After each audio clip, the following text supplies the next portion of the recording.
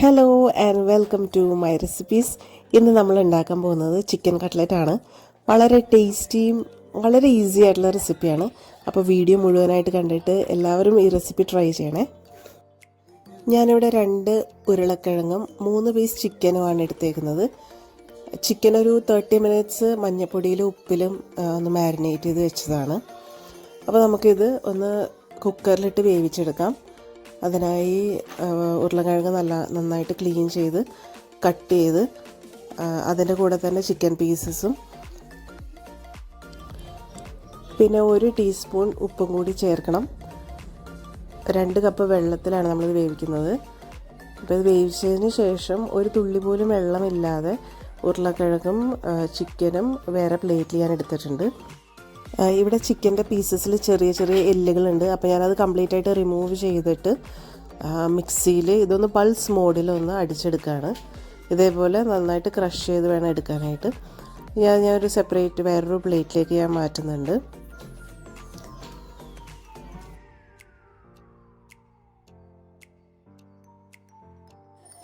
ഈ ഒരു പരുവത്തിൽ വേണം ചിക്കൻ ക്രഷ് ചെയ്തെടുക്കാൻ. ഇനിയൊരു പാൻ ചൂടാക്കി 3 ടേബിൾ സ്പൂൺ എണ്ണ ഒഴിച്ച് ഒരു സവാള കുഞ്ഞായി ചോപ്പ് ചെയ്തത് നന്നായി ഒന്ന് വഴറ്റിയെടുക്കാം. അതിലേക്ക് നമ്മുടെ മസാലപ്പൊടികൾ ഓരോന്നായി ചേർക്കാം. 1 ടീസ്പൂൺ കുരുമുളക് പൊടി, 1 ടീസ്പൂൺ മഞ്ഞൾപ്പൊടി, 2 ടീസ്പൂൺ പെരിഞ്ജീരകപ്പൊടി, 1 ടേബിൾ സ്പൂൺ ചിക്കൻ മസാല, പിന്നെ ആവശ്യത്തിന് ഉപ്പും കൂടി ചേർത്ത് നമുക്ക് നന്നായി വഴറ്റിയെടുക്കാം. അതിലേക്ക് നമുക്ക് ചിക്കൻ ക്രഷ് ചെയ്തത് ഇട്ട് ഒന്നുകൂടെ ഒന്ന് വഴറ്റാം. ഈ സമയം ഉപ്പ് ആവശ്യമെങ്കിൽ ചേർക്കാം. ഇനി ഇതിലേക്ക് ഒരു നുള്ള് മല്ലിയില കൂടെ ചേർത്ത് നന്നായിട്ടൊന്ന് ചൂടാക്കിയെടുക്കാം. അതിനുശേഷം ഇത് ഞാൻ വേറൊരു പാത്രത്തിലേക്ക് മാറ്റുന്നുണ്ട്. ചൂടൊന്ന് ആറിയതിന് ശേഷം ഒരു 2 ടേബിൾ സ്പൂൺ കോൺഫ്ലവർ ആഡ് ചെയ്യാം. ഇതിലേക്ക് നമ്മുടെ ഉരുളക്കിഴങ്ങ് വേവിച്ച് വെച്ച ഉരുളക്കിഴങ്ങ് നന്നായി ക്രഷ് ചെയ്തതും കൂടി നമുക്ക് ഇതിലേക്ക് ഇട്ടതിന് ശേഷം നന്നായി കുഴച്ചെടുക്കാം. ഒരു തുള്ളി പോലും എണ്ണയോ വെള്ളമോ ചേർക്കാതെ തന്നെ വേണം കുഴയ്ക്കാനായിട്ട്.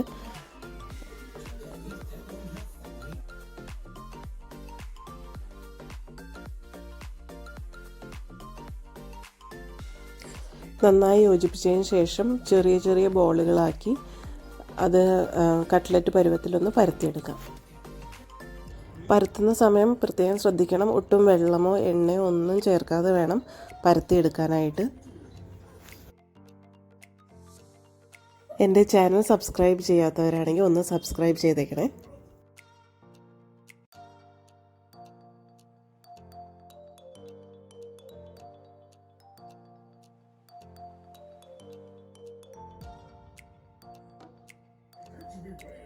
ഇപ്പോൾ അത് ഫ്രൈ ആക്കാൻ റെഡി ആയിട്ടുണ്ട്. ഇനി നമുക്കൊരു പാൻ ചൂടാക്കി അതിലേക്ക് ആവശ്യത്തിന് വെളിച്ചെണ്ണ ഒഴിച്ച് ഒന്ന് ചൂടായതിന് ശേഷം നമ്മുടെ ഓരോ കട്ട്ലറ്റ് പീസസും നമുക്ക് എഗ് വൈറ്റിൽ ആദ്യം ഒന്ന് ഡിപ്പ് ചെയ്യുക. അതിന് ശേഷം ബ്രെഡ് ക്രംസിൽ ഡിപ്പ് ചെയ്യുക. എഗ് വൈറ്റിൽ ഞാനൊരു നുള്ളു ഉപ്പിട്ട് മിക്സ് ചെയ്ത് വെച്ചേക്കുന്നതാണ്. അതിന് ശേഷം നമ്മൾ ബ്രെഡ് ക്രംസിലും കൂടി ഒന്ന് മിക്സ് ചെയ്തതിന് ശേഷമാണ് നമ്മൾ എണ്ണയിലേക്ക് ഇട്ട് പൊരിച്ചെടുക്കുന്നത്. ഒരു സൈഡ് ഗോൾഡൻ ബ്രൗൺ കളർ ആയതിന് ശേഷം നമുക്ക് മറിച്ചിടാം.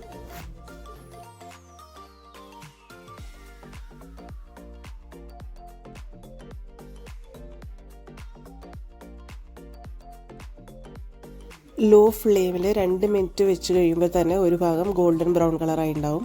അപ്പോൾ നമുക്കതൊന്ന് ഫോർക്ക് ഉപയോഗിച്ചൊന്ന് ടോസ്റ്റ് ചെയ്തിട്ട് കൊടുക്കാം. വീഡിയോ ഇഷ്ടമായെങ്കിൽ ലൈക്ക് ചെയ്യാൻ മറക്കല്ലേ.